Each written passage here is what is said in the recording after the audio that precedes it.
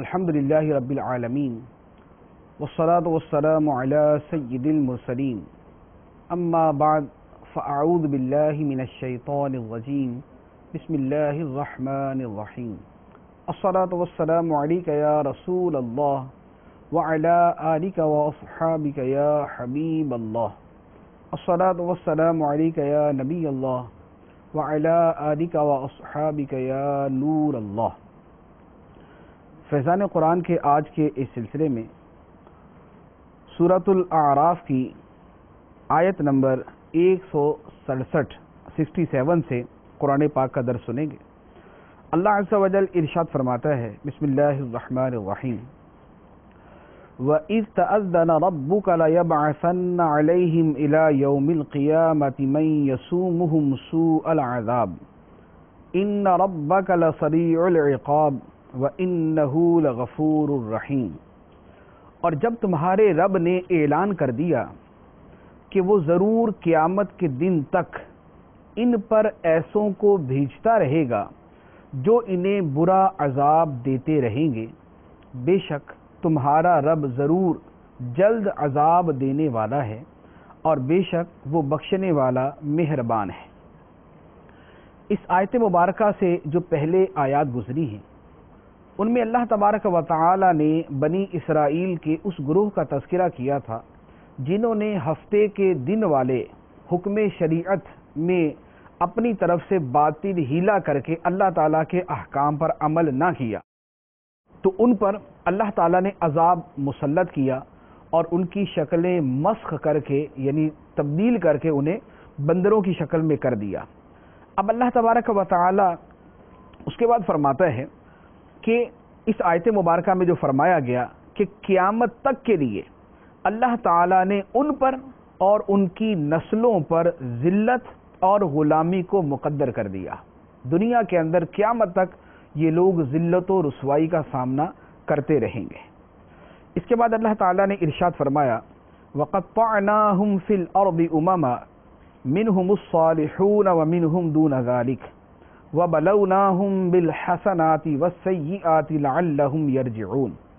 اور ہم نے انہیں زمین میں مختلف گروہوں میں تقسیم کر دیا، ان میں کچھ صالحین ہیں اور کچھ اس کے علاوہ ہیں، اور ہم نے انہیں خوشحالیوں اور بدحالیوں میں آزمایا تاکہ وہ لوٹ آئیں۔ اس آیت میں فرمایا گیا کہ اللہ تعالیٰ نے بنی اسرائیل کو مختلف گروہوں میں تقسیم کر دیا، مختلف گروہ بن گئے۔ فرمایا کہ ان میں کچھ اچھے ہیں، نیک ہیں، صالحین ہیں۔ یہ وہ جو اپنے زمانے میں موسیٰ علیہ السلام کی شریعت پر صحیح طریقے سے عمل کرتے رہے اور نبی پاک علیہ السلام کے اعلان نبوت کے بعد آپ پر ایمان لے آئے۔ یہ لوگ وہ ہیں منہم الصالحون، جو نیکوکار ہیں، جو اچھے ہیں، صالحین ہیں، اور کچھ ان کے علاوہ ہیں۔ اب اللہ تعالیٰ فرماتا ہے کہ ہم نے انہیں خوشحالیوں اور بدحالیوں کے ساتھ آزمایا۔ اللہ تعالیٰ نے کبھی بنی اسرائیل کو خوشحالی دے دی تاکہ ان خوشحالیوں کی وجہ سے یہ اللہ تعالیٰ کا شکر ادا کریں اور اللہ کی عبادت کریں۔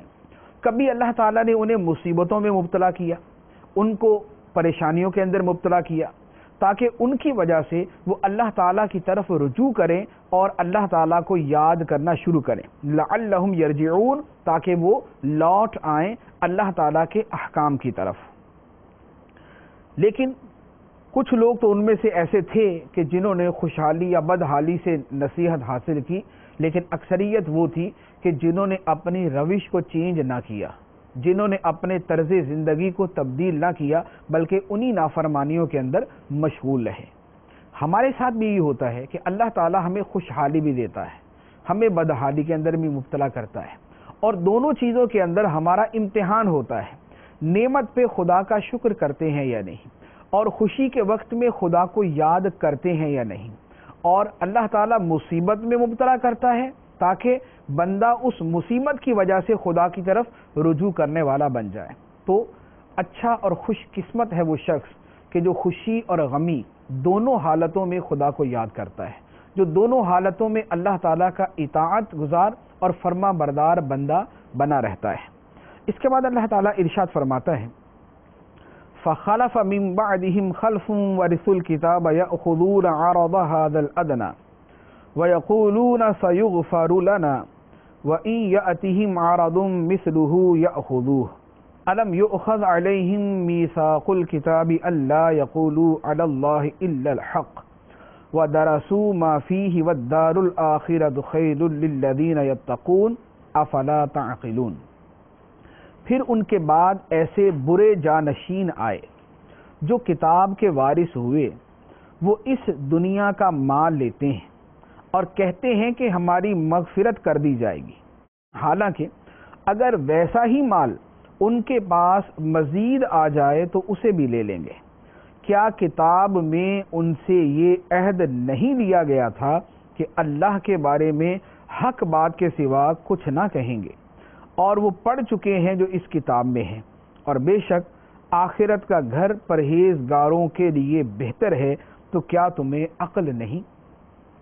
اس آیت کے اندر اللہ تعالیٰ نے فرمایا کہ بنی اسرائیل جو حضرت موسیٰ علیہ السلام کے زمانے میں تھے اور جو ان کے فرما بردار بھی تھے، ان کے بعد ایسے لوگ آئے، پہلوں کے وارث بنے۔ وہ ایسے لوگ تھے کہ جن کے عمومی کام اللہ تعالیٰ کی بارگاہ میں ناپسندیدہ تھے۔ اب وہ جانشین اور وہ ناخلف لوگ کیسے تھے؟ فرمایا کہ کتاب اللہ کے وارث تو ہوئے، انہیں توریت مل گئی، وراثت کے اندر توریت مل گئی، لیکن انہوں نے اس توریت کے ذریعے، اللہ کی کتاب کے ذریعے دنیا کا مال کمانا شروع کر دیا۔ وہ اللہ کی کتاب کو اللہ کے دین کے لیے استعمال نہ کرتے تھے، بلکہ خدا کی کتاب کو اپنے ذاتی، دنیاوی اور مالی مفادات کے لیے استعمال کرتے تھے۔ اور پھر اس کے ساتھ ان کی غفلت کا عالم یہ تھا کہ کتاب اللہ کو دنیا کے لیے استعمال کرنے کے باوجود ان کا کہنا یہ تھا کہ ہماری تو بخشش ہو ہی جائے گی، یعنی گناہ بھی کرتے ہیں اور گناہ کر کے یہ تصور کرتے ہیں کہ ان کی بخشش کر دی جائے گی۔ ہمارے ہاں جیسے لوگوں کی حالت، گناہ بھی کرتے ہیں اور بخشش کے اوپر بھی پورا یقین کر کے بیٹھے ہوتے ہیں کہ ہماری تو بخشش ہو ہی جانی ہے۔ اللہ تعالیٰ نے بنی اسرائیل کے یہودیوں کے بارے میں فرمایا کہ کتاب اللہ کے وارث بنے، دنیا کمانے میں مشغول ہو گئے، لیکن اس کے ساتھ ان کا کہنا یہ تھا کہ ہماری بخشش کر دی جائے گی۔ تو یہ ہمیں سمجھانے کے لیے یہ ہمارے سامنے چیز بیان کی گئی ہے کہ بخشش کے لیے اللہ کی اطاعت کی جاتی ہے، نہ کہ اپنے آپ کو صرف دنیا کے اندر لگا دیا جاتا ہے۔ پھر ان کے بعد ان کی اگلی حرکت بیان کی کہ یہ لوگ مال دنیا میں ایسے گم ہو چکے ہیں اور دنیا کی محبت میں ایسے کھو چکے ہیں کہ اگر ان کے پاس اور مال آ جائے تو یہ اسے بھی لے لیں گے، یعنی ضرورت کا حاصل ہو چکا، اب اس کے بعد اگر مزید مال مل جائے اور اس مال کے بدلے میں خدا کے احکام کو بدلنا پڑ جائے تو مال دنیا کی خاطر اللہ کی کتاب کو بدل دیں گے، اللہ کے احکام کو بدل دیں گے، اس کی شریعت کے اندر اپنے من پسند کے مسائل کو شامل کر دیں گے۔ تو فرمایا کہ یہ ان لوگوں کی حالت ہے۔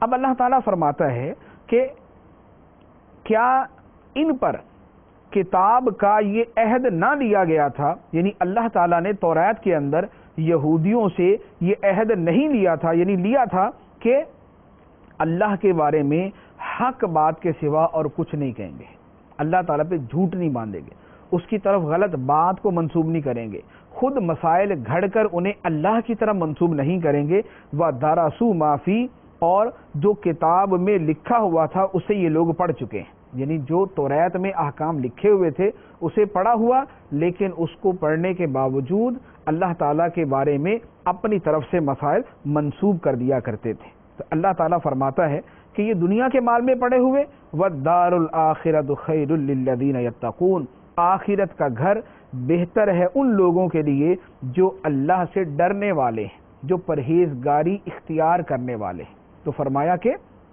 یہ مال دنیا میں پڑے ہوئے مال دنیا کے پیچھے نہیں جانا، ان کو نہیں جانا چاہیے، بلکہ آخرت کی فکر کرنی چاہیے جو بہترین گھر ہے پرہیزگاروں کے لیے، خدا سے ڈرنے والوں کے لیے۔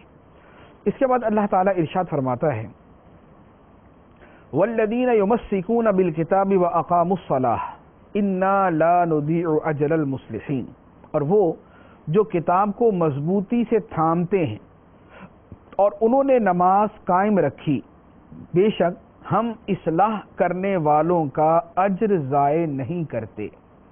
اس سے پہلے ان لوگوں کا تذکرہ ہوا کہ جنہوں نے اللہ کی کتاب میں تبدیلیاں کی اور اسے اپنے دنیاوی مفادات کے لیے استعمال کیا۔ یہاں فرمایا کہ اس کے برعکس وہ لوگ بھی ہیں جو اللہ کی کتاب کو مضبوطی سے تھام کر رکھتے ہیں۔ کتاب اللہ کو مضبوطی سے تھامنا کیا ہے؟ تفسیر میں اس کا جو معنی بیان کیا گیا وہ یہ کہ کتاب اللہ کو مضبوطی کے ساتھ تھامنے کا مطلب یہ ہے کہ اس میں کسی قسم کا تغیر و تبدل نہ کرنا، اس میں تبدیلی نہ کرنا، اس پر ایمان رکھنا اور اس میں بیان کردہ احکام کے مطابق عمل کرنا۔ تو یہ وہ لوگ ہیں جو کتاب اللہ کو مضبوطی کے ساتھ تھامے ہوئے ہیں، جو اللہ کی کتاب کے پر ایمان بھی رکھتے ہیں، اس میں تبدیلی بھی نہیں کرتے اور اس کے احکام پر عمل بھی کرتے ہیں۔ اور دوسری بات وَأَقَامُوا الصَّلَاةَ، اور انہوں نے نماز قائم رکھی۔ تو کتاب اللہ پر عمل اور نماز قائم کرنا، فرمایا کہ یہ لوگ ہیں اصلاح والے، یہ اپنے آپ کو سنوارنے والے ہیں، سدھارنے والے ہیں۔ تو فرمایا کہ یہ وہ لوگ ہیں کہ ان کا اجر اللہ تعالیٰ ضائع نہیں کرتا۔ جو کتاب اللہ کو مضبوطی سے تھام لیتے ہیں اور نماز پڑھتے ہیں، اللہ تعالیٰ ان کے اجر کو ضائع نہیں کرتا۔ اس کے بعد اللہ تعالیٰ ارشاد فرماتا ہے وَإِذْ نَتَقْنَا الْجَبَلَ فَوْقَهُمْ كَأَنَّهُ ظُلَّةٌ وَظَنُّوا أَنَّهُ وَاقِعٌ بِهِمْ خُذُوا مَا آتَيْنَاكُمْ بِقُوَّةٍ وَاذْكُرُوا مَا فِيهِ لَعَلَّكُمْ تَتَّقُونَ، اور یاد کرو جب ہم نے پہاڑ ان کے اوپر بلند کر دیا، گویا وہ سائبان ہے، اور انہوں نے سمجھ لیا کہ یہ ان پر گرنے ہی والا ہے، اور ہم نے کہا جو ہم نے تمہیں دیا ہے اسے مضبوطی سے تھام لو، اور جو کچھ اس میں ہے اسے یاد کرو تاکہ تم پرہیزگار بن جاؤ۔ یہ ایک واقعہ ہے جو قرآن پاک میں اس سے پہلے بھی مذکور ہوا کہ بنی اسرائیل کو جب توریت شریف پر عمل کرنے کا حکم دیا گیا تو اب توریت یکدم پوری کی پوری نازل ہو گئی، اور اس میں احکامات کا ایک پورے کا پورا سلسلہ تھا، پورا قانون زندگی بیان کر دیا گیا۔ تو اب یہ لوگوں کے لیے بڑا مشکل تھا، ان کو لگا کہ یہ بیٹھے اتنی ساری قیودات ہمارے اوپر کہاں سے لاگو ہو گئی، تو انہوں نے توریت شریف پر عمل کرنے سے انکار کر دیا۔ تو اللہ تبارک و تعالی نے کوہ طور کو ان کے اوپر بلند کر دیا۔ جبرائیل امین علیہ الصلوۃ والسلام نے پہاڑ کو زمین سے اٹھایا اور بنی اسرائیل کے اوپر لا کے اسے کر دیا، اور انہیں حکم دیا گیا کہ یا تو توریت کے احکام مانو ورنہ یہ پہاڑ تمہارے اوپر گرا دیا جائے گا۔ تو اب جب انہوں نے دیکھا کہ اب تو نہ ماننے کی صورت میں پہاڑ ہی ہمارے اوپر گر جائے گا، تو پھر سب نے کہا کہ ہم اس کے احکام تسلیم کرتے ہیں، ہم اس کے اوپر عمل کریں گے۔ تو یہاں پر اللہ تعالیٰ نے اس واقعے کا بیان فرمایا۔ اس کے بعد اللہ تعالیٰ فرماتا ہے وَإِذْ أَخَذَ رَبُّكَ مِنْ بَنِي آدَمَ مِنْ ظُهُورِهِمْ ذُرِّيَّتَهُمْ وَأَشْهَدَهُمْ عَلَىٰ أَنفُسِهِمْ أَلَسْتُ بِرَبِّكُمْ قَالُوا بَلَىٰ شَهِدْنَا أَن تَقُولُوا يَوْمَ الْقِيَامَةِ إِنَّا كُنَّا عَنْ هَٰذَا غَافِلِينَ أَوْ تَقُولُوا إِنَّمَا أَشْرَكَ آبَاؤُنَا مِنْ قَبْلُ وَكُنَّا ذُرِّيَّةً مِّن بَعْدِهِمْ أَفَتُهْلِكُنَا بِمَا فَعَلَ الْمُبْطِلُونَ، فرمایا اور یاد کرو جب تمہارے رب نے اولاد آدم کی پشت سے ان کی نسل نکالی اور انہیں خود ان پر گواہ بنایا اور فرمایا کیا میں تمہارا رب نہیں؟ سب نے کہا کیوں نہیں، ہم نے گواہی دی۔ یہ اس لیے ہوا کہ تم قیامت کے دن یہ نہ کہو کہ ہمیں اس کی خبر نہ تھی، یا یہ کہنے لگو کہ شرک تو پہلے ہمارے باپ دادا نے کیا اور ہم ان کے بعد ان کی اولاد ہوئے، تو کیا تو ہمیں اس پر ہلاک فرمائے گا جو اہل باطل نے کیا۔ اس آیت مبارکہ میں ایک بڑی دلچسپ چیز بیان کی گئی ہے، احادیث مبارکہ میں اس کی وضاحت بھی موجود ہے، اور قرآن پاک کی آیت بھی واضح طور پہ موجود ہے کہ انسانوں کو پیدا کرنے سے پہلے اللہ تبارک و تعالی نے حضرت آدم علیہ الصلاۃ والسلام کی پشت سے ان کی اولاد کی ارواح کو نکالا، اور پھر ان کی اولاد کی ارواح سے ان کی اولاد کی ارواح کو نکالا. تو یوں جتنے بھی انسان تھے اربوں کی تعداد میں یا کھربوں کی تعداد میں، اللہ تعالیٰ نے ان تمام کو آدم علیہ السلام کی پیٹھ سے نسل در نسل نکال کر ان کو اپنی بارگاہ میں موجود کیا اور انہیں فرمایا الستُ بربکم، کیا میں تمہارا رب نہیں؟ یہ اللہ تعالیٰ نے فرمایا سارے کے سارے انسانوں کی ارواح سے. اب جتنے بھی لوگ تھے انہوں نے کہا بلا، کیوں نہیں، اے اللہ کیوں نہیں، تو ہمارا رب ہے، شہیدنا، ہم یہ گواہی دیتے ہیں، ہم نے یہ گواہی دی کہ تو ہمارا رب ہے. اب یہ جو انسانوں کی پیدائش سے پہلے اللہ تعالیٰ نے ساری روحوں سے یہ فرمایا، یہ کیوں فرمایا؟ اللہ تعالیٰ فرماتا ہے کہ یہ سارا اس لیے ہوا تاکہ تم قیامت کے دن یہ نہ کہو کہ اے اللہ ہمیں تو اس کی خبر ہی نہیں تھی، ہمیں تو پتہ ہی نہیں تھا کہ تو ہمارا رب ہے اور ہمیں تیری بندگی کرنی ہے، تو ہمارا معبود ہے، ہمیں تیری عبادت کرنی ہے. تو قیامت کے دن تم یہ حجت نہ کر سکو، اللہ کی بارگاہ میں یہ عذر پیش نہ کر سکو، اس لیے اللہ تعالیٰ نے سب کو جمع کر کے پہلے ہی بتا دیا کہ میں تمہارا رب ہوں، اور ان سے پہلے ہی اقرار لے لیا. اب یہاں پر ایک سوال ہوتا ہے کہ ہم سے یہ اقرار لیا گیا لیکن ہمیں تو پتہ ہی نہیں، ہمیں تو یاد نہیں ہے کہ اللہ تعالیٰ نے عالم ارواح کے اندر ہمیں جمع کیا تھا اور جمع کر کے ہمیں پوچھا تھا کہ کیا میں تمہارا رب نہیں، اور ہم نے جواب میں کہا تھا کیوں نہیں. ہمیں تو یاد نہیں ہے ایسا کوئی واقعہ ہماری زندگی میں عالم ارواح کے اندر ہماری پیدائش سے پہلے کبھی ہوا ہو. تو جب ہمیں یاد ہی نہیں ہے تو اس کی بنا کے اوپر ہمارے اوپر یہ کیسے حکم ہو سکتا ہے کہ تم اللہ تعالیٰ کو رب مانو؟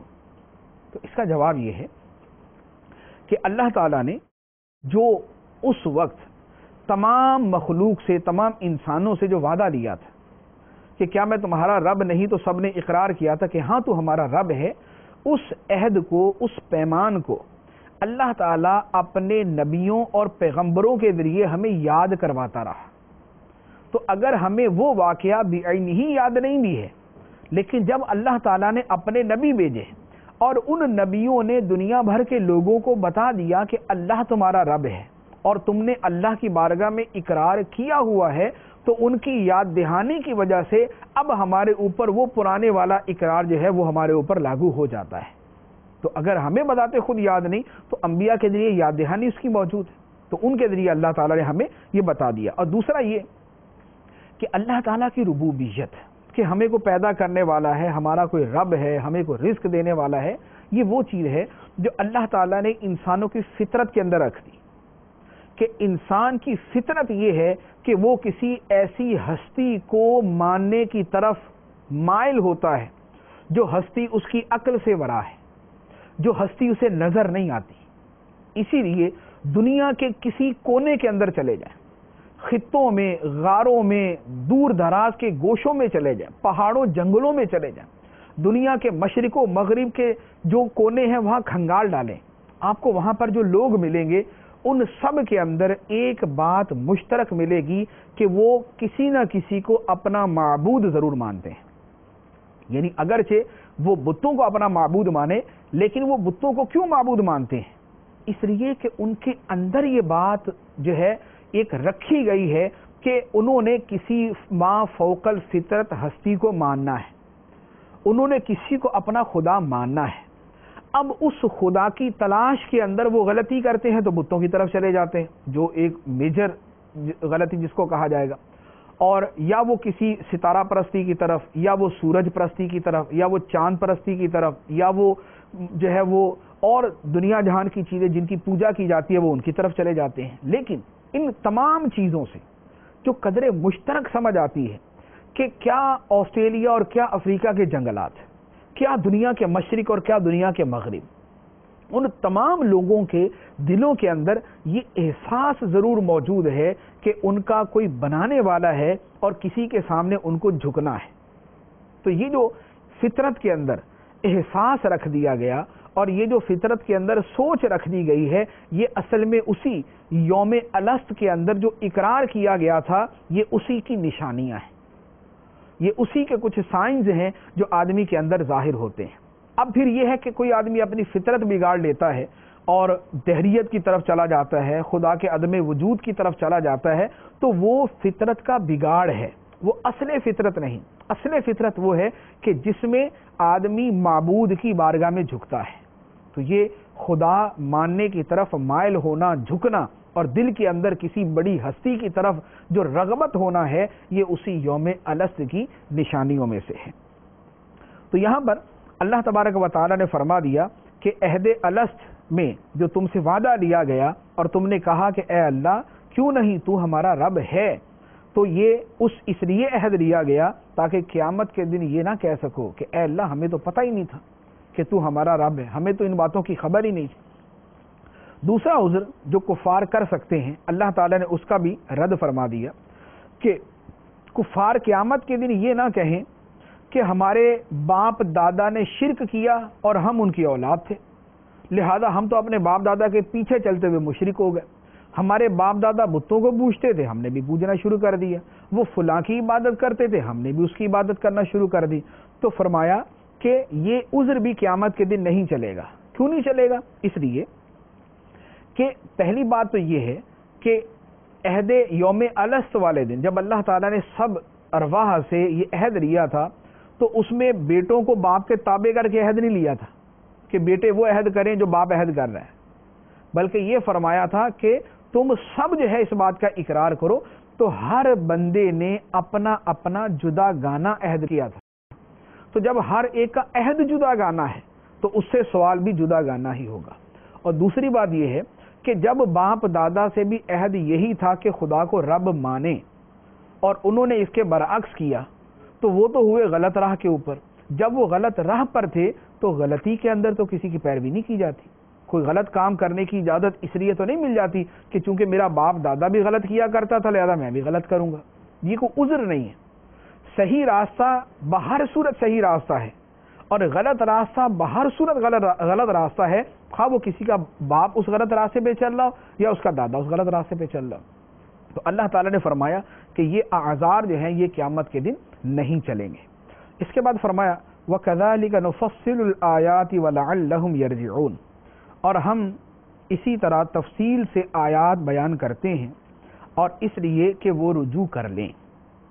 اس کے بعد فرمایا وَاتْلُ عَلَيْهِمْ نَبَأَ الَّذِي آتَيْنَاهُ آيَاتِنَا فَانْسَلَخَ مِنْهَا فَأَتْبَعَهُ الشَّيْطَانُ فَكَانَ مِنَ الْغَاوِينَ، اور اے محبوب انہیں اس آدمی کا حال سناؤ جسے ہم نے اپنی آیات عطا فرمائیں تو وہ ان سے صاف نکل گیا، پھر شیطان اس کے پیچھے لگ گیا تو وہ آدمی گمراہوں میں سے ہو گیا۔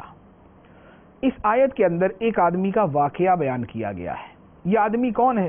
اس کے بارے میں مختلف اقوال ہیں۔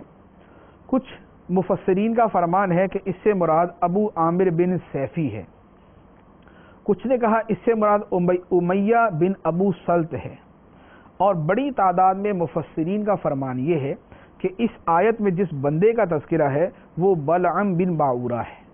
بلعم بن باعورہ کون تھا اور اس کا یہاں پر واقعہ کیا ہے؟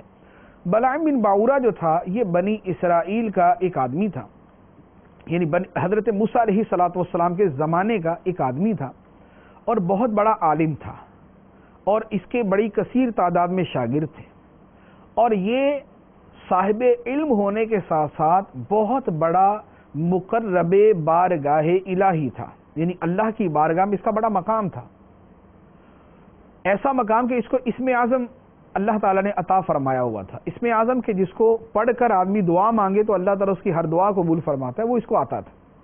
موسیٰ علیہ السلام جب اس کی قوم سے جہاد کرنے کے لیے تشریف لائے تو اس کی قوم کے لوگ بلعم بن باعورہ کے پاس آئے اور آ کر کہنے لگے کہ تمہاری چونکہ دعائیں قبول ہوتی ہیں تو تم موسیٰ علیہ السلام کے خلاف دعا کرو۔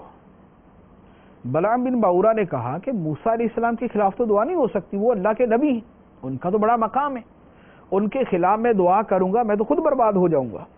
لیکن قوم نے بڑا اصرار کیا، مال و دولت کا لالچ دیا، دوسرے لالچ پیش کیے، بہت سارا مال و دولت اس کو دے دیا، گریہ وزاری کی، فریاد کی، بالآخر دنیاوی لالچ کے اندر آ کر اور اپنی قوم پہ ترس کھا کر اس نے حضرت موسیٰ علیہ السلام کے خلاف دعا کی. پہاڑ پہ چڑھ گیا اور وہاں جا کر اس نے حضرت موسیٰ علیہ السلام کے خلاف دعا کی. جب اس نے دعا کی تو اسی وقت اس پر اللہ تعالی کا عذاب نازل ہوا کہ اس کی زبان منہ سے لٹک کر سینے تک آ گئی اور یہ اللہ کی بارگاہ میں مردود ہو گیا.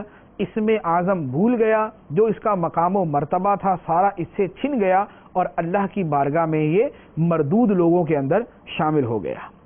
اب اللہ تعالیٰ فرماتا ہے، تو اس کا واقعہ بیان کرتے ہوئے اللہ تعالیٰ نے فرمایا وَلَوْ شِئْنَا لَرَفَعْنَاهُ بِهَا وَلَكِنَّهُ أَخْلَدَ إِلَى الْأَرْضِ وَاتَّبَعَ هَوَاهُ فَمَثَلُهُ كَمَثَلِ الْكَلْبِ إِن تَحْمِلْ عَلَيْهِ يَلْهَثْ أَوْ تَتْرُكْهُ يَلْهَثْ ذَلِكَ مَثَلُ الْقَوْمِ الَّذِينَ كَذَّبُوا بِآيَاتِنَا فَاقْصُصِ الْقَصَصَ لَعَلَّهُمْ يَتَفَكَّرُونَ. فرمایا اور اگر ہم چاہتے تو آیتوں کے سبب اسے بلند مرتبہ کر دیتے، مگر وہ تو دنیا کی طرف مائل ہو گیا اور اپنی خواہش کا تابع ہو گیا، تو اس کا حال کتے کی طرح ہے. تو اس پر سختی کرے تو زبان نکالے اور تو اسے چھوڑ دے تو بھی زبان نکالے. یہ ان لوگوں کا حال ہے جنہوں نے ہماری آیتوں کو جھٹلایا. تو تم یہ واقعات بیان کرو تاکہ لوگ غور و فکر کریں.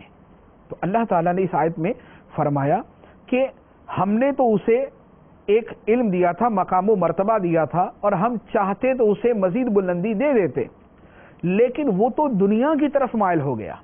علم کے باوجود، اس میں اعظم کے باوجود اور اپنی عزت، نیک نامی اور شہرت کے باوجود وہ دنیا کی طرف مائل ہوا، اپنی خواہش نفسانی کی پیروی کی، اور جس کا نتیجہ یہ ہوا کہ وہ بندہ جو خدا کی بارگاہ میں مقبول بھی تھا، اس میں اعظم سیکھا ہوا بھی تھا، لیکن اس کے باوجود اللہ تعالیٰ فرماتا ہے کہ اس کا حال کتے کی طرح ہو گیا. تو گویا دنیا کی محبت اور دنیا کے مال کی رغبت اور اپنی خواہشات کی پیروی کرنا اور اپنی خواہشات کو ہی اپنا سب کچھ سمجھ لینا آدمی کو برباد کر دیتا ہے، اس کی زندگی کو تباہ کر دیتا ہے، جیسا کہ بلعم بن باورہ کے ساتھ ہوا. اور اللہ تعالیٰ نے فرمایا کہ لوگوں سے یہ واقعات بیان کرو تاکہ وہ غور و فکر کریں. جو دنیا کی محبت میں پڑے ہوئے، دنیا کی لذات میں منہمک ہیں، اپنی خواہشات کے پیروکار ہیں، ان کے سامنے بار بار یہ واقعہ بیان کرو تاکہ انہیں پتہ چلے کہ دنیا کی محبت، مال کی محبت اور اپنی خواہشات کی پیروی کتنا خطرناک ثابت ہو سکتی ہے. اس کے بعد اللہ تبارک و تعالی نے ارشاد فرمایا ساء مثلا القوم الذین کذبوا بآیاتنا وانفسهم كانوا یظلمون. کتنی بری مثال ہے ان لوگوں کی جنہوں نے ہماری آیات کو جھٹلایا اور وہ اپنی جانوں پر ہی ظلم کیا کرتے تھے. من یہد اللہ فہو المہتدی ومن یضلل فاولئک هم الخاسرون.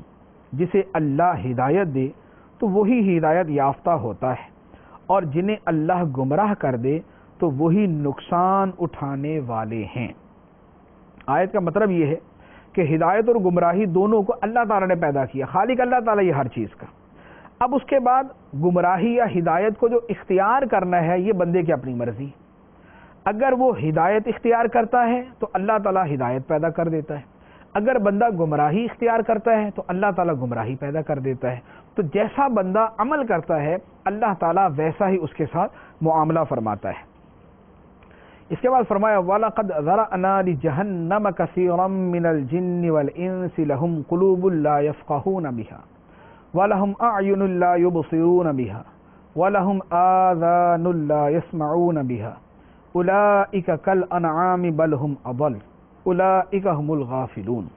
اور بے شک ہم نے جہنم کے لیے بہت سے جنات اور انسان پیدا کیے ہیں، ان کے ایسے دل ہیں جن کے ذریعے وہ سمجھتے نہیں، اور ان کی ایسی آنکھیں ہیں جن کے ساتھ وہ دیکھتے نہیں، اور ان کے ایسے کان ہیں جن کے ذریعے وہ سنتے نہیں. یہ لوگ جانوروں کی طرح ہیں بلکہ ان سے بھی زیادہ بھٹکے ہوئے، یہی لوگ غفلت میں پڑے ہوئے ہیں. اس آیت میں اللہ تعالیٰ نے فرمایا کہ بہت سے جن اور انسان ایسے ہیں کہ جن کا انجام جہنم ہے. پیدا جو کیا گیا وہ تو اللہ تعالیٰ نے عبادت کے لیے بندوں کو پیدا کیا، لیکن نتیجہ اور مآل کار یہ ہوگا کہ کچھ لوگ جنت میں جائیں گے، کچھ لوگ جہنم میں جائیں گے. تو بہت سے جنات اور انسان ایسے ہیں کہ جو جہنم کے لیے ہیں، کہ جن کو جہنم میں جانا ہے. اب یہ کون لوگ ہیں جو جہنمی ہوں گے، جن کو جہنم میں جانا ہے؟ وہ کون لوگ ہوں گے؟ فرمایا کہ یہ وہ لوگ ہیں کہ جن کے پاس دل تو ہیں، جن کے پاس دل تو ہیں، لیکن ان دلوں کے ذریعے وہ سمجھتے نہیں. جن کی آنکھیں تو ہیں لیکن ان آنکھوں کے ذریعے وہ دیکھتے نہیں. جن کے کان تو ہیں لیکن ان کانوں کے ذریعے وہ سنتے نہیں.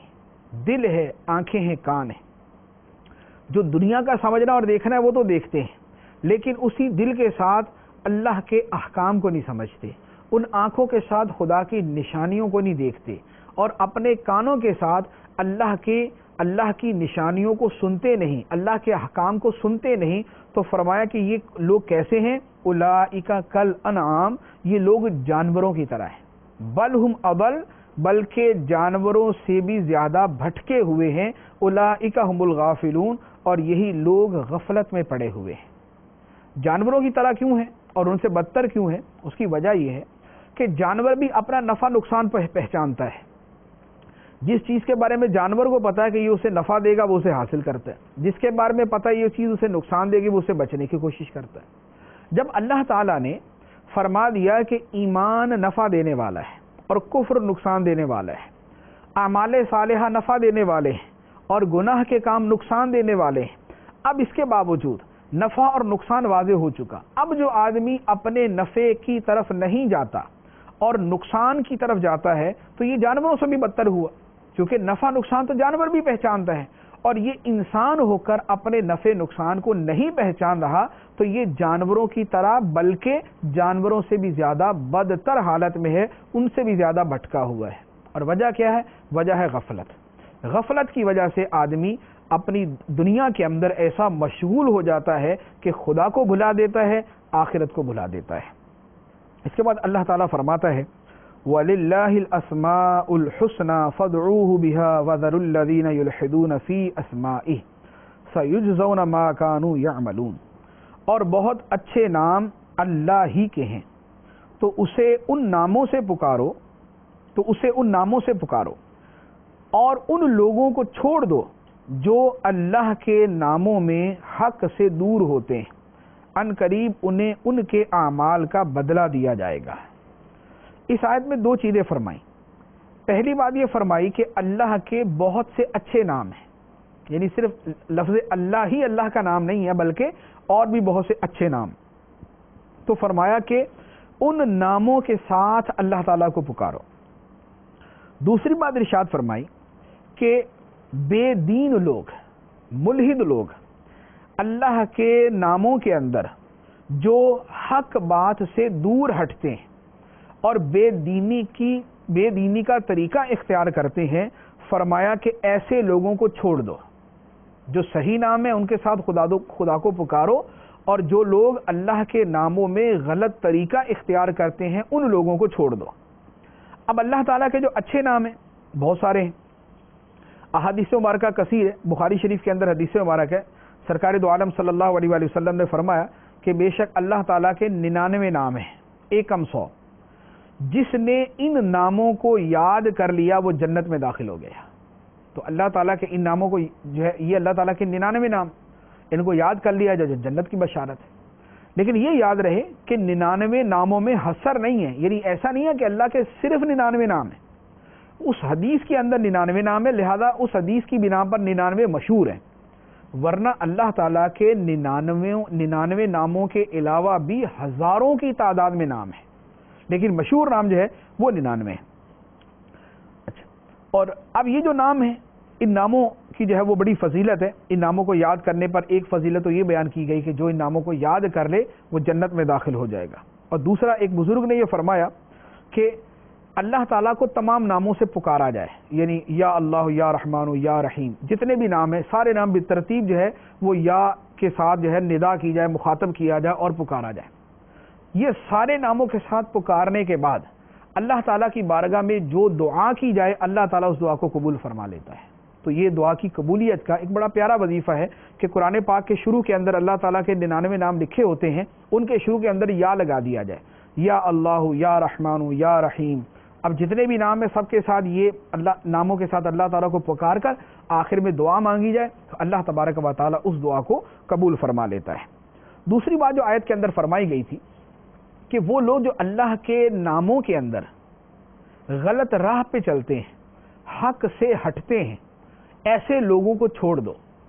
اللہ تعالیٰ کے ناموں کے اندر الحاد، غلط روش کیا ہے؟ اس کی متعدد صورتیں ہیں۔ مفسرین کرام نے فرمایا کہ اس کا ایک صورت تو یہ ہے کہ اللہ کے نام کو بگاڑ کر اللہ کے نام کو بگاڑ کر کچھ اور نام بنا دیا جائے اور پھر کسی اور کو اس نام سے پکارا جائے۔ جیسے مشرکین مکہ نے کیا کیا کہ لفظ الہ، الہن جس کا معنی معبود ہوتا ہے، اس لفظ الہ سے انہوں نے بنا دیا لات، اور لات جو ہے اپنے ایک بت کا نام رکھ دیا۔ اللہ تعالیٰ کا نام تھا عزیز، عزیز کو انہوں نے عزا کر کے اپنے ایک بت کا نام رکھ دیا۔ اللہ تعالیٰ کا نام ہے منان، منان سے انہوں نے منات نام بنا کر وہ اپنے کسی بت کا نام رکھ دیا۔ تو یہ جو اللہ کے ناموں کو بدل کر اپنے بتوں کے نام رکھ دیے، یہ ہے اللہ کے ناموں کے اندر حق بات سے ہٹ جانا۔ دوسرا یہ ہے اللہ کا ایسا نام مقرر کیا جائے جو قرآن و حدیث میں نہیں آیا، جو قرآن و حدیث میں نہیں آیا اللہ کا وہ نام رکھ دیا جائے۔ یہ ایک حکم شرعی ہے کہ اللہ کے وہی نام رکھے جا سکتے ہیں جو قرآن یا حدیث کے اندر موجود ہے، اس کے علاوہ اپنی طرف سے اللہ تعالیٰ کا کوئی نام نہیں رکھا جا سکتا۔ اسے فقہی اصطلاح کے اندر یہ کہا جاتا ہے کہ اللہ تعالیٰ کے اسماء توقیفیہ ہے، اصطلاح شرع میں اللہ تعالیٰ کے اسماء توقیفیہ ہے۔ تیسرا اس کا مفہوم یہ بیان کیا کہ اللہ کے لیے ایسا نام مقرر کیا جائے جس کے معنی فاسد ہوں، غلط ہوں۔ اللہ کا ایسا نام رکھا جائے جس لفظ کا مطلب ہی غلط ہو۔ جیسے اللہ تعالیٰ کو رام کہنا، رام کا مطلب ہوتا ہے رچا بسا، کسی شے کے اندر گھسا ہوا، حلول کیا ہوا۔ تو اللہ تعالیٰ کو رام کہنا جو ہے یہ ناجائز و حرام ہے، اور یہ الحاد فی اسماء اللہ میں داخل ہے، بلکہ اللہ تعالیٰ کو رام کہنے کو فقہاء کرام نے کفر قرار دیا ہے۔ چوتھا یہ اللہ تعالیٰ کا ایسا نام رکھا جائے، اللہ تعالیٰ کا ایسا نام لیا جائے کہ جس کا معنی معلوم نہیں، اللہ کے لیے ایسا لفظ استعمال کیا جائے جس کا معنی معلوم نہیں۔ اب جب معنی ہی نہیں پتا تو اب یہ معلوم ہی نہیں ہو سکتا کہ اللہ کی شان کے لائق ہے یا نہیں۔ ہو سکتا اس کا ایسا معنی جو اللہ کی شان کے لائق ہی نہیں ہے، ہو سکتا اس کا ایسا معنی جو اللہ کی شان کے لائق ہے۔ تو جب کسی لفظ کا معنی نہیں معلوم تو وہ نام بھی اللہ تعالیٰ کا نہیں رکھا جا سکتا۔ اسی طرح الحاد فی الاسماء، یعنی اللہ کے ناموں میں غلط روش جو ہے وہ یہ بھی ہے کہ جو نام خاص ہے اللہ تعالیٰ کے ساتھ وہ مخلوق کے اوپر بولا جائے۔ جیسے ہمارے ہاں یہ بہت بڑی غلطی کی جاتی ہے، رحمان جو ہے یہ صرف اللہ کا نام ہے، اللہ کے علاوہ کوئی رحمان نہیں ہو سکتا۔ اب لوگوں کا نام ہوتا ہے عبد الرحمان لیکن اسے بولا جاتا ہے رحمان، یہ ناجائز و گناہ اور حرام ہے۔ اسی طرح کسی کا نام ہوتا ہے عبد القدوس، قدوس کا بندہ۔ قدوس ایسا نام ہے جو اللہ کے ساتھ خاص ہے، یہ بندے پر نہیں بولا جا سکتا۔ اب عبد القدوس کو بولتے ہیں قدوس، یہ ناجائز و حرام۔ اسی طرح خالق، خالق اللہ کے ساتھ خاص، اب نام ہوتا ہے عبد الخالق لیکن اسے بولتے ہیں خالق۔ خالق بھائی بات سننا، یہ نام خالق کہہ کر کسی کو پکارنا اللہ کے علاوہ یہ ناجائز و حرام۔ اسی طرح نام ہوتا ہے عبد القدیر، قدیر جو ہے یہ بھی اللہ کے ساتھ خاص ہے لیکن عبد القدیر کو قدیر کہہ کر بولا جاتا ہے، یہ بولنا بھی ناجائز ہے۔ تو جو اسماء، جو نام اللہ تعالیٰ کے ساتھ خاص ہیں اسے کسی اور کے لیے استعمال کرنا یہ ناجائز و حرام ہے۔ اللہ تبارک و تعالی ہمیں ان احکام پر عمل کرنے کی توفیق عطا فرمائے، آمین بجاہ النبی الامین صلی اللہ علیہ وسلم۔